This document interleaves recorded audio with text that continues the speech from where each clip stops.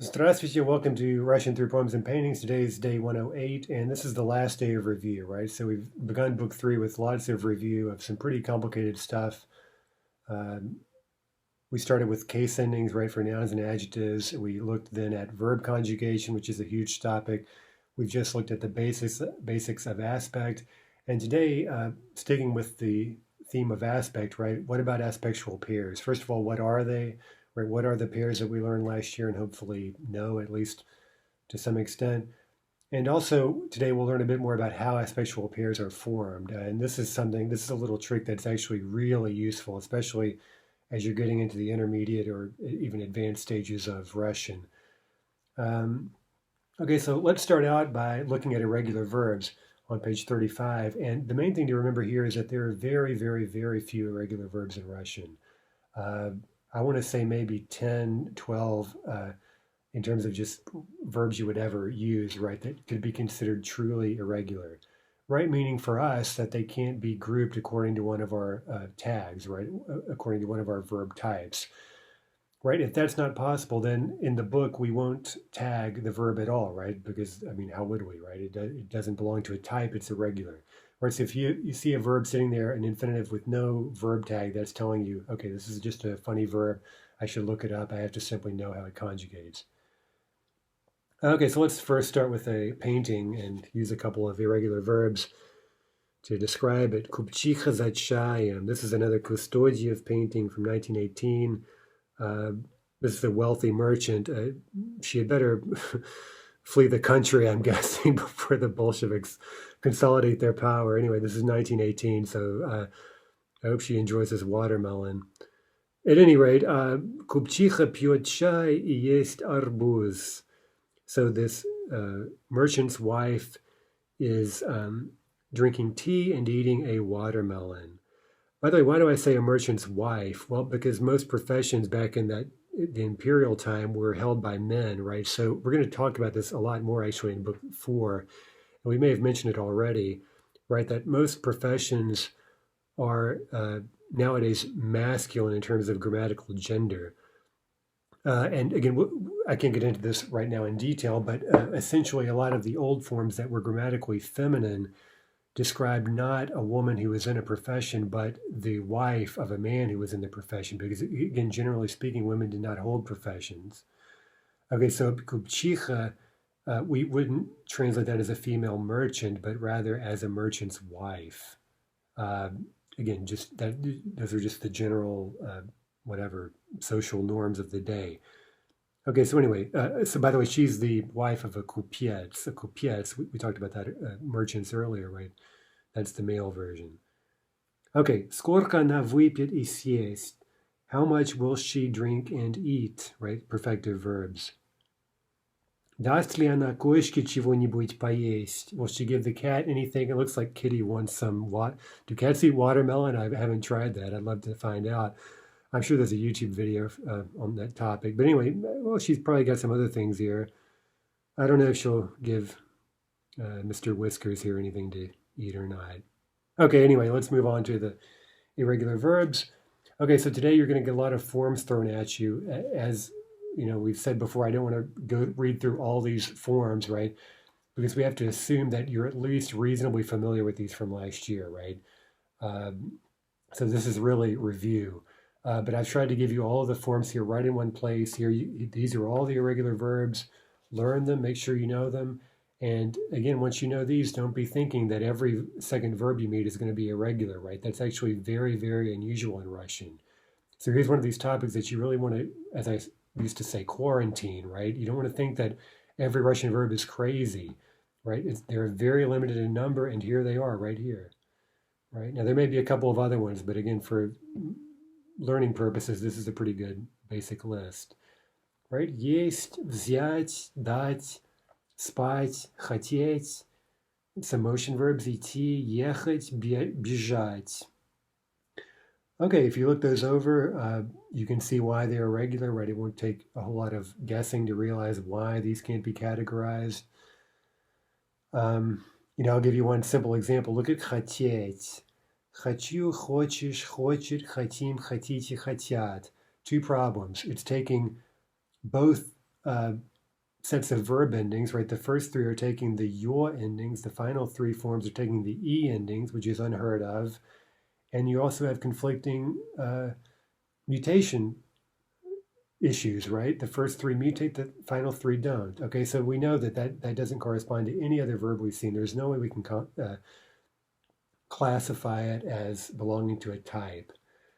Okay, one last thing to realize is that remember the past tense is generally quite simple, right? So we see that here, even though we're dealing with irregular verbs, in the past tense, only one of them is truly irregular, right? That's ichi. Okay, so just remember that irregularities in the past are even more unusual, or just not even irregularities, just really difficulty of any kind. Okay, let's look at an exercise on 36 and just practice filling in some forms of these verbs, right? Just see if you know how to conjugate them. Let's start with есть, meaning to eat. Okay, we're eating cake and you all are eating chocolate. Мы едим торт, а вы едите шоколад. Right, I'll try to give you a moment to see if you can guess the proper form. Ты, okay, you're eating ice cream and I'm eating pancakes. Ты ешь мороженое, а я ем блины. Okay, number two, взять. We will literally we will take beer and they will take wine, meaning what will you have at a restaurant, for example. Мы возьмем пиво, а они возьмут вино. I'll take квас and you will have mineral water. Я возьму квас, а ты возьмешь минералку. Number three, дать. Okay, I will give, this is a perfective verb, right? I will give you money and you will give me a ticket. Okay, it's an exchange going on here. Я дам тебе деньги, а ты дашь мне билет. Okay, we'll give them food and they will give us water. Another barter situation. Мы дадим им еду, а они дадут нам воду. Number four, спать. They sleep well while she sleeps badly. Они хорошо спят, а она плохо спит. I bet I know why. They're studying Spanish and she's studying Russian, right? And it's keeping her up at night. Okay, next example. Okay, so are you already sleeping? Are you already asleep? No, I'm not sleeping. Ты уже спишь? Нет, я не сплю. Я не сплю.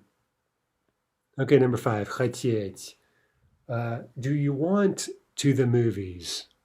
Okay, meaning do you want to go to the movies? You may remember that Russian can actually just omit a verb of motion. It can just be implied, right? As long as we get a куда phrase, right? V plus accusative here, that itself implies the motion. Okay, so do you want to go to the movies? Ты хочешь в кино? No, I don't want to. Нет, я не хочу. Right? I may have mentioned already, I don't want to go to the movies because movies are boring. I'd rather read a book. Okay, number five, we want to go to the theater, but they don't want to. Мы хотим в театр, а они не хотят. Они не хотят. Okay, number six, here's a verb you should definitely know. Идти, right? Remember all the motion verbs last year? We just beat that topic like a dead horse. Okay, куда ты идешь? Куда ты идешь? I'm going home. I'm on my way home by foot. Я иду домой. Okay, we are going there and they are going here, right? We are going thither, and they are coming hither. Мы идем туда, а они идут сюда. Number seven, ехать, to be underway by vehicle. Куда вы едете? Мы Едем к маме. We're on our way by vehicle. We're traveling to see mom. Okay, where are you going? Куда ты едешь? I'm on my way to see my friends. Я еду к друзьям. Number 8, бежать. Where are you running to? Куда ты бежишь? I'm running to the toilet. Okay, no questions. Я бегу в туалет. Я бегу в туалет. Okay, you ask a question, you get an answer. Okay, we're running homeward, right? We're running home, and where are they running? Right, we're running home. Where are they running? Мы бежим домой. А куда они бегут? Куда они бегут? Now, the good news is, like anything else in life, like practicing a jump shot in basketball, right? It's kind of like muscle memory, right? We talk about that with, conjugating verbs, right? You learn these patterns. At first, it's a nightmare, but the more verbs you put through you put through the paces, right? It's going to get easier and easier to just spit it out spontaneously, right? Same thing with learning aspectual pairs, right? At first, it seems like it's all over the place, but we're actually already at the point where we can start spotting different patterns. And that's one thing we're going to introduce today, right? What are some patterns for how aspectual pairs are formed, and can we sometimes even predict the aspectual pair, right? If we know, for example, the perfective, can we predict the imperfective? Yes, actually. And that's true for a very, very large number of Russian verbs. Okay, so we're going to introduce this today, and later we'll revisit this in book 4 in even more detail. Okay, so what we've done here on page 36, 37 is I've essentially listed out, maybe not all, but almost all of the pairs we had last year. Right, so I've taken almost all of the pairs from book 1, and I've grouped them according to how the pair really came about. On 36, we have a first big group of aspectual pairs. That's where we take just a basic verb like читать, just a very basic verb describing a very basic activity like reading. Those basic infinitives are typically imperfective. And as we know, they form their perfective by adding a prefix. Now, the trick here is that we don't know what prefix, right? That's pretty much random.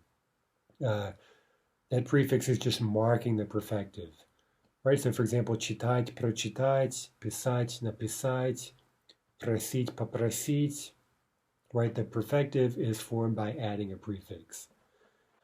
Now, let's look at page 37, a couple of kind of special cases. First off, almost any verb describing an activity, like working, работать, or читать, right? Let's take читать. Well, we know that читать, it's just kind of default perfective is прочитать. That's to get something read. But again, that's an activity. We can create a special perfective form by adding the prefix по, right? So почитать would mean to read for a bit. We take работать, we can make поработать, that means to work for a bit. Okay, so that's kind of a special, almost subclass of perfective forms. Just add по, and you get a perfective verb meaning to do something for a bit, for a short period. Now we can use those perfective verbs in sequences, like first I'll work for a bit, then I'll read for a bit, then I'll watch television for a bit or whatever, right? We have a sequence, do this for a bit, that for a bit, etc. Those are perfective verbs. Okay, the second thing to note quickly, and again, I'm just reviewing this very quickly. We say generally that perfective verbs describe completion, right? But we learned last year that that's not always true, and I think we've even mentioned this a couple of days ago. Right, that the real distinction is between kind of prolonged or ongoing or repeated action versus kind of one-time bam type action. Right now, a kind of bam action could be the completion or it can be the inception, right? So kind of the stop or the start of the action versus this ongoing or repeating thing, right? So again, usually just kind of based on the meaning of the verb, it kind of logically follows that the perfective is understood as a perfective of inception, not really completion. So a good example is Another pair from last year, plakać, zaplakać. Well, plakać means to be crying. Zaplakać doesn't mean to finish crying or to cry completely. Okay, that sort of at least makes sense, but anyway, the verb zaplakać means to begin crying, right? To begin crying. Let's take another example that's maybe even better. Widzieć, uwidzieć. Okay, widzieć means to be seeing.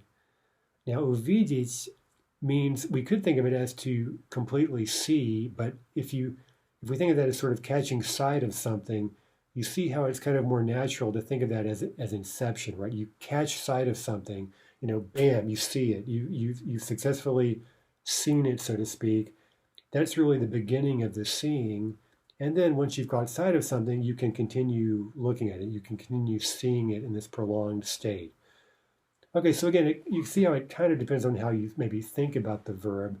But again, a lot of these verbs, well, not a lot, but many can be thought of as perfectives of inception.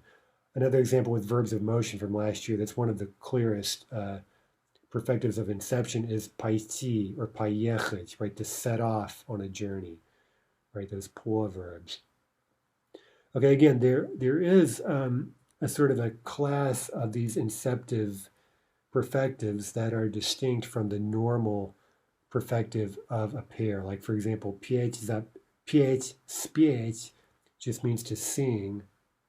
So śpiewać would mean to completely sing a song, right? To sing it completely. But we can form another sort of an alternate perfective, zapieć, which means to start singing. Okay, so there is clearly the inceptive perfective verb. That's a nice example there. Okay, so enough. Just keep a lookout for these special perfectives in po and za.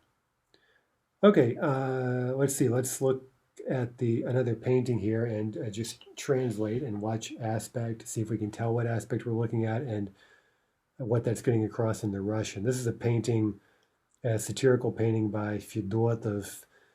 He did these they're almost little miniaturist paintings. They're really quite small, very detailed.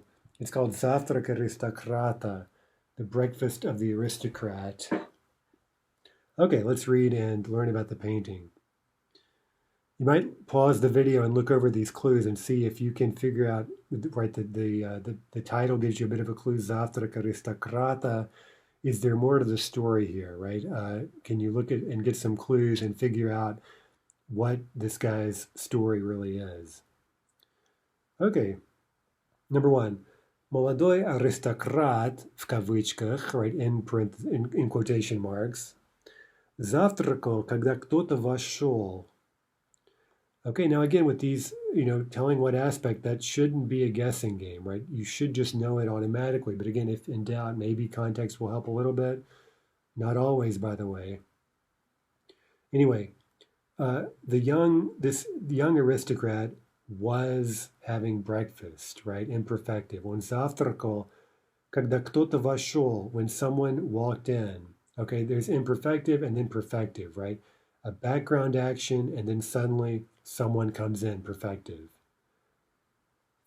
Собака сразу залаяла на незваного гостя. Okay, you see the footnote there. Here's a verb we don't know. Лаять means to bark, and залаять means to begin barking. By the way, these za verbs of inception are very common with sound verbs, right? You can take almost any sound verb like лаять, right, to make a barking sound and make a special perfective meaning to start making that sound.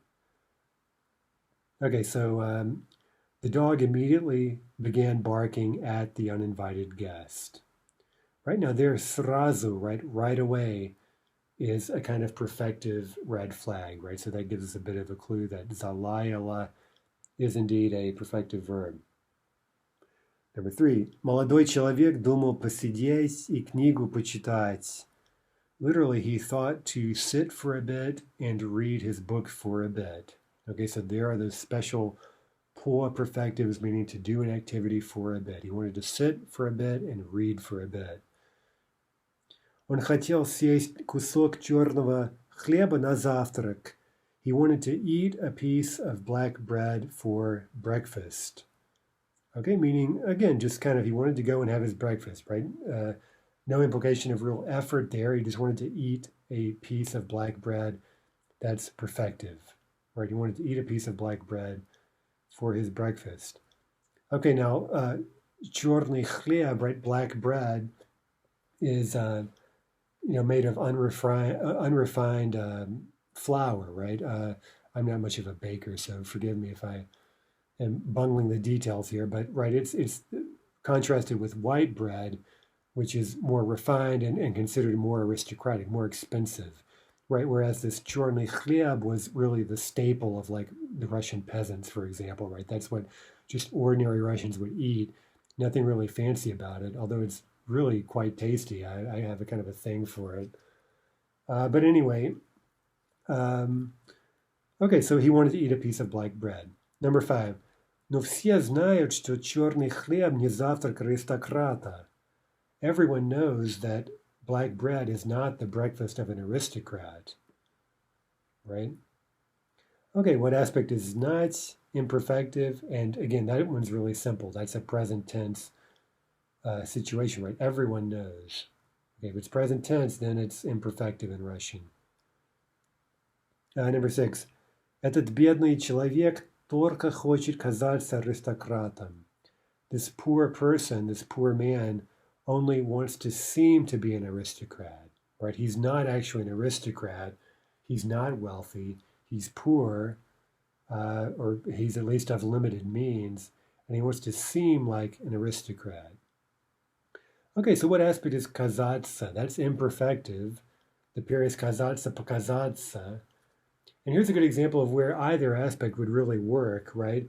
But if we use imperfective here, we're saying that he sort of always wants to, like this is sort of an ongoing farce, right? He's always trying to present the guise of an aristocrat, even though he's not really an aristocrat, right? Now, if we wanted to say that this guy is just barged in and on this one specific occasion, he wants to come off as an aristocrat, right? Well, then we could use perfective. But I think the way I interpret this story, this is going to be an ongoing charade, and so that's why I chose казаться. Okay, number 7. Если гость увидит черный хлеб, он поймет всю правду. If the guest will see, or we'd say in English, if he sees the black bread, he'll understand the whole truth. The dirty truth. Okay, perfective, perfective. It's kind of a sequence, right? If he will see the bread, then he will understand the whole truth, right? This condition. Perfective, perfective. Number 8. Если гость посмотрит под стол, он увидит старые карты. Okay, same thing. If the guest will look, if he looks under the table, he will see, he will catch sight of old cards. Okay, that's what we call a clue, right? Наш герой потерял свои деньги, когда он играл в карты.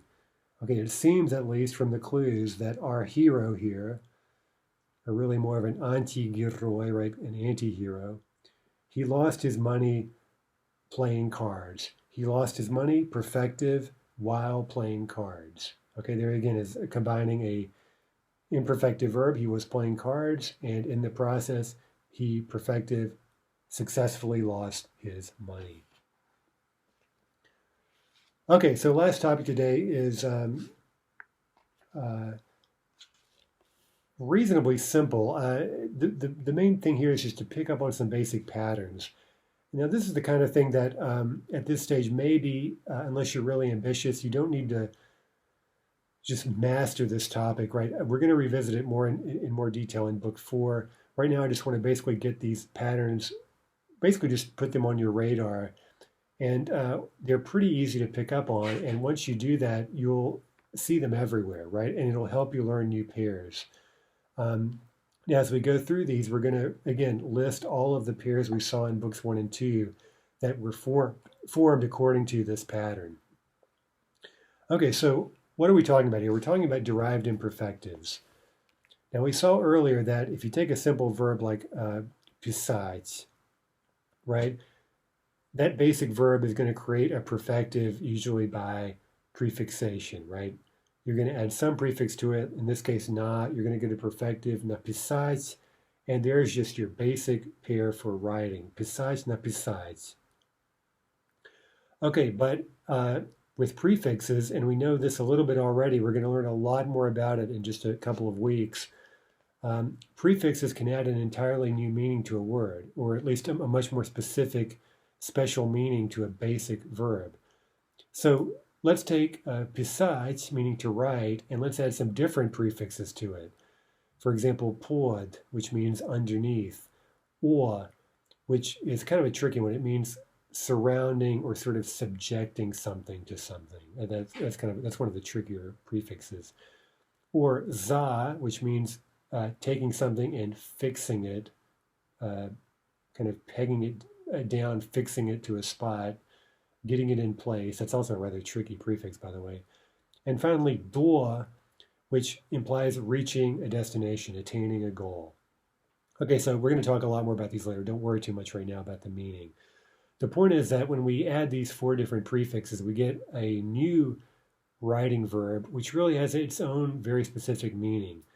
Подписать means to sign, that is to write at the bottom of a piece of paper. Описать, which means to describe, to subject to writing. Записать means to jot down, or more literally to fix by writing. And дописать means to finish writing. Okay, so we have 4 new perfective verbs, right? These are all perfective verbs, just like написать. But what's the issue? Well, for these, we have new verbs with new meanings. And so to be able to talk, for example, about signing documents, we can't get by in Russian just with a perfective verb like подписать. We've got to have a pair, right? Otherwise, how would you say things like, I am signing the document, or I would sign every document for the company, right? We would need imperfective verbs for those situations. How do we get an imperfective verb to go with подписать? Okay, good news. Depending on the type of the basic verb, in this case pisать, then there are very reliable rules for how Russian derives imperfectives, right? It creates what we'll call derived imperfectives according to very basic rules. Now, the first rule I'll throw out, this is very, very useful. Even if you don't really master these forms today actively, if you simply remember this, it's going to help you conjugate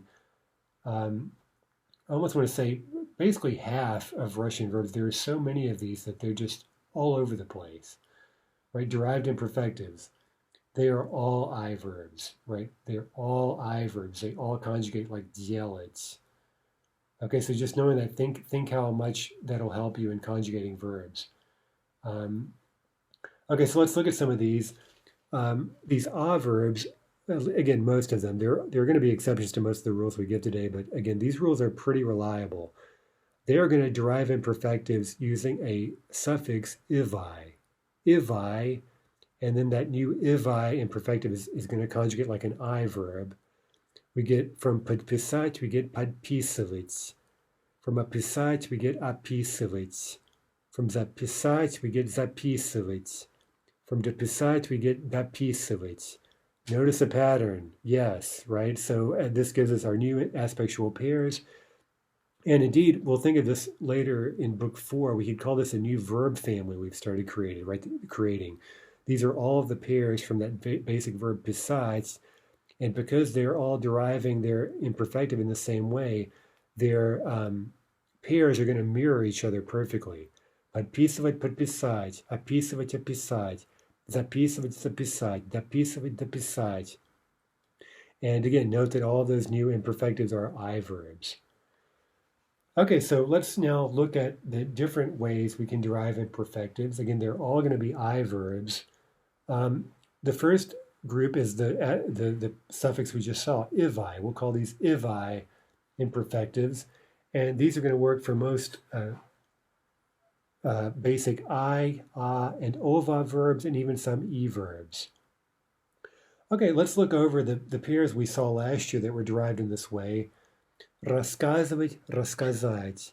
Показывать, показать. Опаздывать, опоздать. Спрашивать, спросить. Okay, there are a few details here. You're going to notice this. Again, I don't want to go into every last detail today. We're going to do that next year. What's going on here? First of all, we're starting with an E verb, спросить. Okay, two things often happen when you're going from E verbs to ivi imperfectives. If the final stem consonant, in this case S, can mutate, it typically does. And we see that here, right? S has gone to sh. And finally, if the final stem vowel is an or, that will usually, in contemporary Russian, although, not, by the way, not always for certain verbs back in even the 19th century. Anyway, more on that later. Or will usually shift to ah. Okay, so watch for those two details. They won't always happen, but again, they're fairly reliable for moving from E verbs to I verbs. Спрашивать, спросить. Here's another example. Заканчивать, закончить. Okay, there we've had the O to A shift, but by the way, ch can't mutate, so it doesn't, right? Заканчивать, закончить. And finally, оказываться, оказаться, right? There's a reflexive verb. Okay, so let's do a quick exercise. See if you can pick up on the pattern. Most students start just spitting out these derived imperfectives very quickly, right? It really isn't a very hard pattern. And then once you've gotten the derived imperfective, they're very easy to conjugate. The only tricky thing about them sometimes is that they're multisyllabic, right? They can be a bit of a mouthful, but again, I think people get used to them fairly quickly. Okay, I'll try to run through these fairly quickly. Number one, from заказать, we get заказывать, заказывать. Okay, what beer are you ordering? Let's just use a conjugated form of our new verb we've created. Какое пиво ты заказываешь? Right, it's child's play to conjugate these verbs. Okay, number two, придумать, придумывать. He thinks up such things, right? This means just to make up stuff, right? He invents the craziest things. Он такие вещи придумывает, придумывает. Okay, number three, from арестовать, we get арестовывать, арестовывать.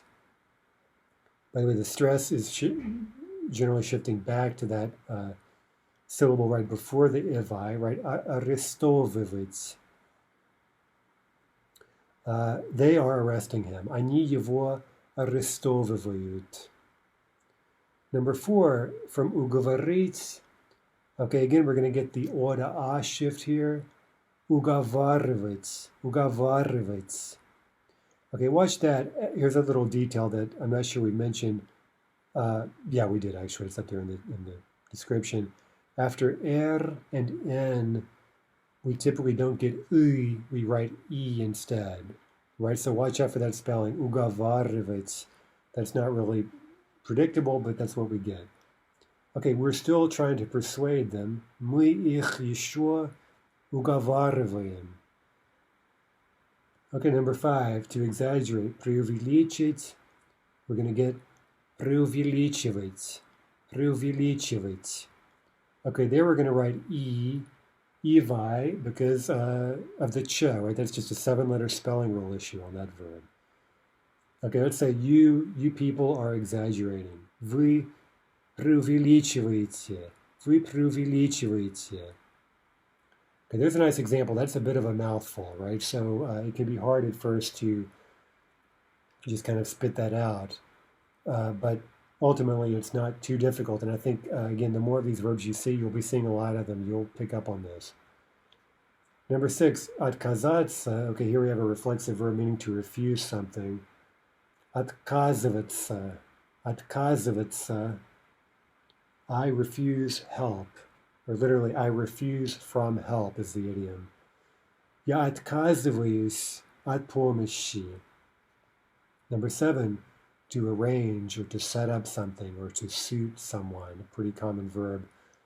Устроить, we get the O to A shift, устраивать, устраивать. And there we write E as well for reasons I'd rather not get into. Okay, does this table suit you? Этот стол вас устраивает? right? Устраивает. Number 8, записаться means to sign oneself up, right? To write one's name down on a list or something, if we take it literally. Okay? Derived imperfective will be записываться. Записываться.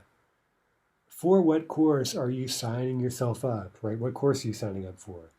На какой курс ты записываешься? Записываешься.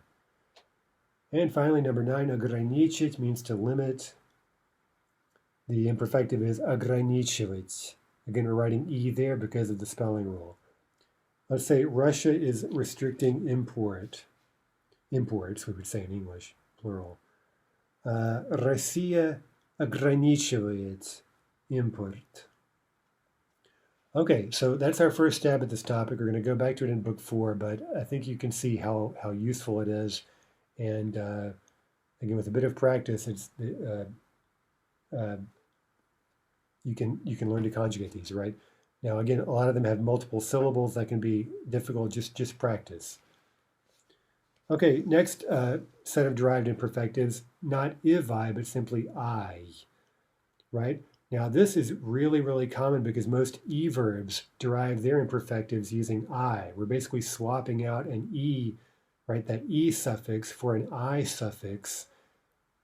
And in most cases, we're getting a mutation in the new imperfective if a mutation is possible. Okay, so again, just for reference, I've listed the mutations for you, same old mutations. Let's look over a few forms from last year. And, maybe if you're super smart, you picked up on some of these patterns already last year. To meet is встречать, встретить. Okay, look at what's happened. From the E verb встретить, we've derived an I verb. Again, all of these are I verbs. And look at the mutation. Te has become че, right? Встречать, встретить. Включать, включить. Выключать, выключить. Приглашать, пригласить. Okay, there's another mutation, right? Се has become ша, right? Оставлять, оставить. There's a labial mutation, right? В has become в, soft L, and we get оставлять. Finally, отвечать, ответить, another mutation.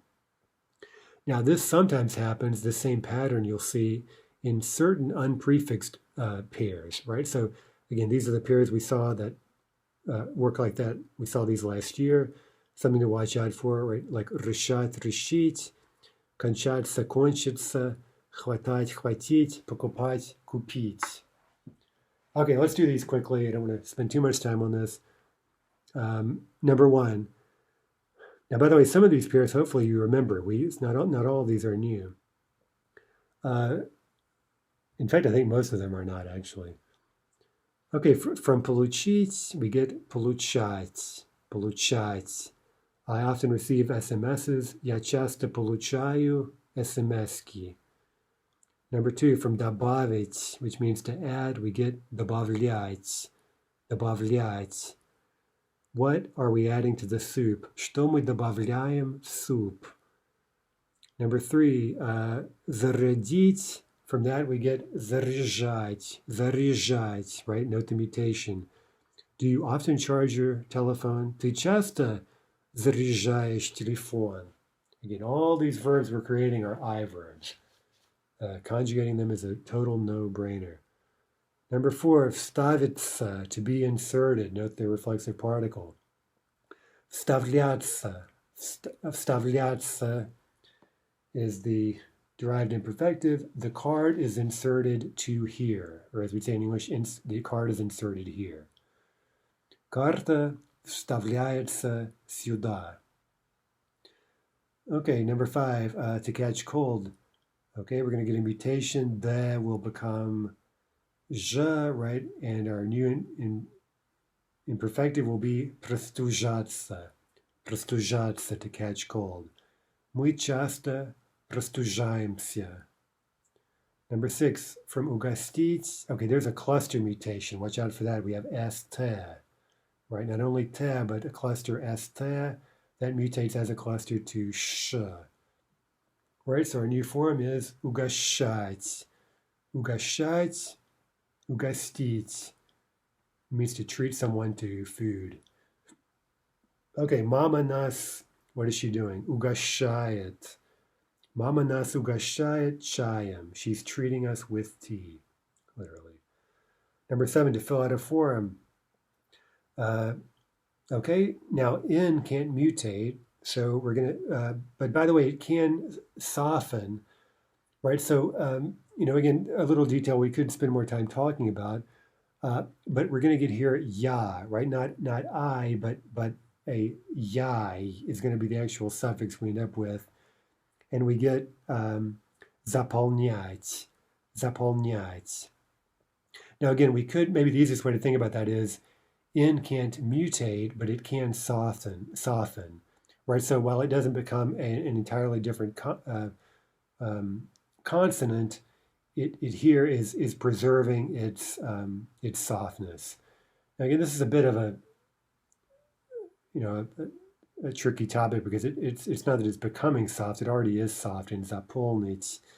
Anyway, just pick up on the pattern zapolnyать, zapolnить, and we'll talk more about it later. Anyway, well, here's another example, by the way. Izmenitsa, where we have a final N, and our derived imperfective is going to be izmenyatsa, right? Again, we're getting a ya. The N is remaining soft. Okay, by the way, back to number 7. They are filling out the form. Они заполняют анкету. Number 8. What is changing in the schedule? Что изменяется в расписании? Number 9, обратиться. This is going to show a Church Slavonic mutation. We'll have to talk about this more later. Essentially, this is unpredictable based on what we know so far. The derived imperfective is обращаться. Okay, to whom will you all turn, right? Whom will you consult for help? К кому вы обращаетесь? Or to whom are you turning for help? Or whatever. Whom are you consulting? Okay, for most, again, this is getting into kind of some trickier territory, but we have seen a few pairs that work like this. The perfective it has a non-syllabic root in most cases here, or it has some other kind of consonant cluster or whatever. And basically here we're deriving I imperfectives by inserting a vowel, usually an E, in the middle of the non-syllabic root or the consonant cluster. Okay, so again, maybe you picked up on this pattern last year. To clean up is убирать, убрать. Look at that E there that's popped up. To begin is начинать, начать. Right, we have ch, n as our root there in the perfective. We split that up with an E and we get начинать. To memorize is запоминать, запомнить.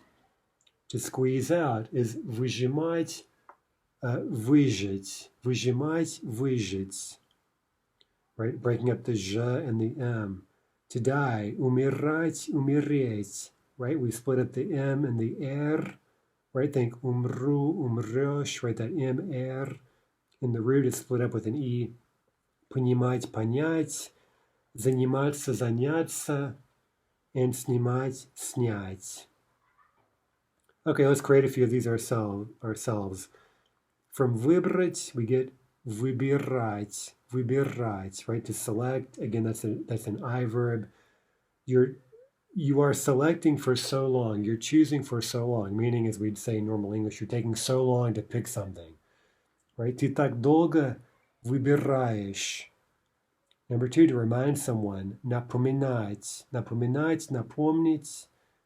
I am reminding you again, right? I'm reminding you again. Don't do that. Я опять напоминаю. Number 3, обняться. Okay, that's a neem verb. And that's actually the form of the root we'll use in the derived imperfective, right? To embrace. Обниматься, обняться. Обниматься, обняться. That's a tricky root, as we know. Friends often hug, especially in Russia. Друзья часто обнимаются. And finally, that same root from принять, meaning to accept, we get a derived imperfective again using ним. We've got that E that's popping up. Принимать, принимать. Okay, do you accept cards, meaning credit cards? Вы карты принимаете? Okay, so we've had two basic suffixes we use to create derived imperfectives that are I verbs, right? If I and simply I. Now we have one more that is less common, so I want to just kind of look at this very briefly. It's basically vi. And if you see in the book, this is going to be typical of a lot of non-suffixed verbs, um, also ye verbs, um, right? There are some other verbs that will use this. So let's, again, just pick up on the pattern at least, learn how to spot these by looking at examples from last year. Разбивать, разбить. Okay, look how that v has just, basically that's what we're talking about. A v shows up and we end up with an I verb, right, with that final v. To get dressed, одеваться, одеться, right? To get undressed, раздеваться, раздеться. Okay, there are two verbs we could say belong to the same family involving dressing. Or actually putting is not putting the food, but putting something. Anyway, to manage in time, успевать, успеть, right? There's a ye verb, and you see how the v has just popped up out of nowhere. To drink oneself to death, yes, that's a verb in Russian, спиваться, спиться. And to open, открывать, открыть. Okay, let's create four of these. I think we had all of these last year again. To pour, наливать, налить. Okay, the landlord or the master of the house or whatever you want to call it. A хозяин is someone who owns an establishment, a house. It could be a landlord. It could be someone who's hosting, right, a dinner party or whatever. Let's say he's pouring wine for everyone. Хозяин всем наливает вина. Now there, vina, we have the genitive because he's pouring some wine. We have this partitive idea, right? He's pouring out some wine for everyone. Okay, to embroider. I'm not sure we had that last year, but it's a nice soft sign verb. Вышивать, вышивать. Mom is embroidering a new dress. Mama вышивает новое платье. Number three, to be closed, actually, right? Adding the particle. Закрываться, закрыться. What time is the restaurant closed? Когда ресторан закрывается, right? What time does it close? Or literally, what time is it closed? Passive. And finally, number four, to change clothes, right? Another verb in that family. Переодеваться, переодеться. Right, and so just in this brief exercise, right, we've seen three dressing verbs, and again, their pairs mirror each other exactly. Let's say the queen often changes her clothes, right? Королева часто переодевается. Okay, it'll be a scandal if she's seen in the same dress twice, right? Okay, okay, last topic today. This is, again, a very quick one. These are not actually derived imperfectives, but we can think of them in kind of the same category because, again, they account for a lot of patterns in aspectual pairs. And here we're basically talking about the three avai verbs we know. We reviewed this a few days ago, right? That we have davait, right? Verbs of giving, verbs of standing, ending in stavait, and verbs of knowing, ending in znavait. Right, those are the three basic avai verbs, and those are the only three avai verbs in the Russian language. Basically, we're going to learn more about these later in book 4, but we can add any number of prefixes to those to get a new verb with a new meaning, and all of those aspectual pairs for any given verb, like the giving verb, they're all going to mirror each other. They're going to create a new verb family whose aspectual pairs are going to mirror each other perfectly. And again, all of the imperfectives will be avai verbs. Okay, so let's just make three of these. Now, again, these are not derived imperfectives, and they're also not I verbs, obviously, right? So they're not going to conjugate. This is really a different topic than what we've done so far today. Okay, so basically, to pass an exam, or literally to kind of hand over an exam, to hand in an exam, is sdavat, right? Sdavat.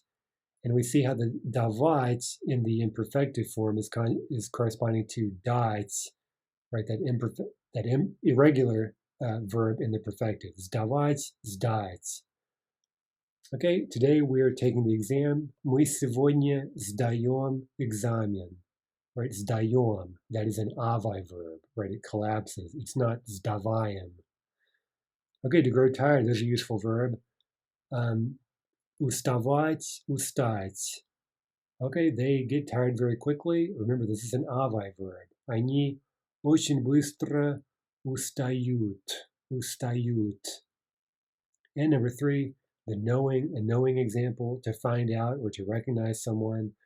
Узнавать, узнать. Do you not recognize me? Right? Ты меня не узнаешь. Okay, again, the avai verb. Remember, if you don't know the avai verbs, please learn them. There, again, those are 3 examples there of prefixed pairs for which the avai verb is going to be, for which the imperfective is going to be an avai verb. Okay, so that's a little bit technical today, but I think, as you can see, it's relatively easy and very, very useful. Right? This is one of the most useful little tips, especially at this stage of Russian, that I think that can be given. So try again at this stage at least to pick up on the pattern generally. And again, the more of these pairs you memorize, the more this will just be ingrained in your head. And when you get really good at it, you can indeed predict imperfectives for verbs you've never seen before, right? You see a perfective, you can guess the imperfective. You'll get really good at this. In fact, all Slavic languages work this way. And once you learn other Slavic languages, right, as I'm sure you will, right, you can learn how to predict the derived imperfectives just like we're doing in Russian today. Okay, that's enough. Tomorrow, finally, we'll start really new content. We'll learn about advanced aspect, and that will really launch you into the stratosphere of intermediate to advanced Russian. Okay, until then,